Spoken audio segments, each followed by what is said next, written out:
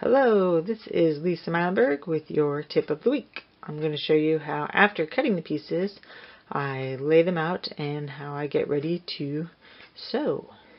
So when I'm cutting the pieces, we start with the longest length and work our way down, and I simply stack the pieces with their letter as we go. Those were the 5-inch pieces. Moving down, then I do the next row, stacking in order, and the last row. You can see just counting down, laying each piece in little bits of stairs. Then I've drawn my triangles on the Q's, B's, and A pieces. And you can see how I lay them all out together on the table, ready to pick up and sew. And I'll show you how I do that. So when I'm ready to start a quilt, I have all my pieces laid on the table as I showed you. First thing I'm going to be putting on is my triangles, so I go ahead and spread them out, usually the small pieces as well. Got all my triangles easily accessible. And like I said, the small pieces I know I'll be using sooner, and there's usually more of them, so sometimes I'll lay those a little separate off the pile.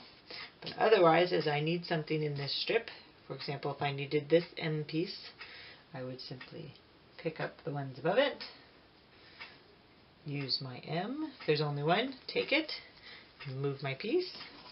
If there's more than one, for example, I need this S, then I would take it out, put my S back, and leave everything nice and stacked up, and then put whatever I needed on this and get my pile going of what I'm going to sew. Keeping everything in order as I go is a great way to quickly put a counted quilt together. Okay, so looking at this map, the first piece all the way down, that's our long white here, but we don't have anything to sew that to, so I'm going to leave it and move to the second row. Has a piece on top. The first piece we can put anything on is this teal U, which is in the middle of our pile, and another way to do that is to grab the top. You can pull out the bottom piece for the letter that you need. I just slide my hand down and then put the weight here and pinch what's on top so that I can just pull that one out. And then it has a white B on each side. Take 2 of those and put one on each side so that it matches the picture piece here.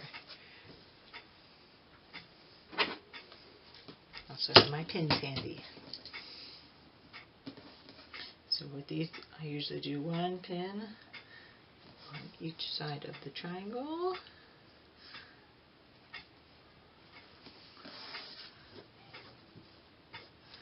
Corner in that corner, edges lining up.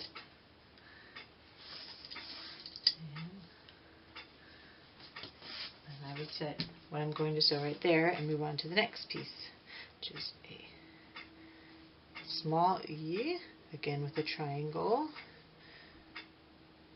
Put that there. I love these magnet wands for pins because the metal stays there and the heads are all ready for you to grab. Next piece has nothing sewn to it, and then a brown R. Take that right off the top, and it has 3 triangles. I like to put those all on at once so that piece is ready to go.